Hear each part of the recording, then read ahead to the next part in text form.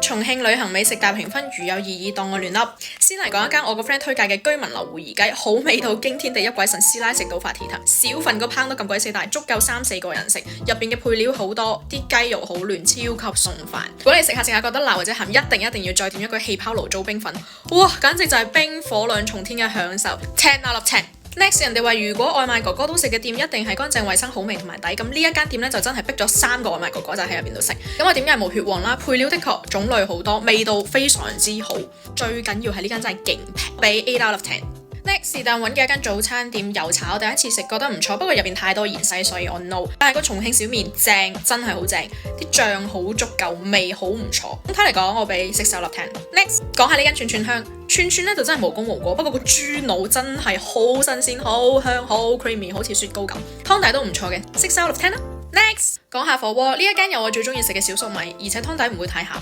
，7.5 out of 10。Next 到呢間火鍋店，我覺得要讚一下嘅原因就係因為佢嘅炒飯真係好香，啲蛋好香，雖然有少少油吓，但撈埋啲鴨血同埋豬腦一齊食，隔離叔婆飯香冇可能，呢間店嘅飯更加香，8.5 out of 10。Next 連鎖店中福豆花可以，其他全部叉出去。Next 燒烤辣到飛起，但係烤苕皮、烤腦花真的超級無敵好吃，配上啤酒，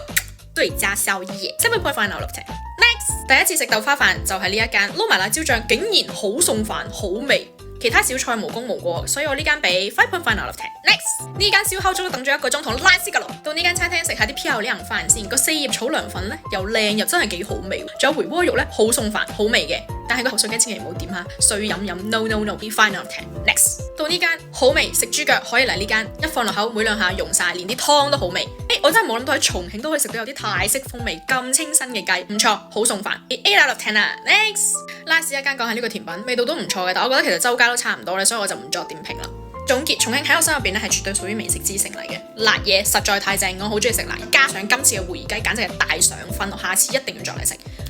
I will come back。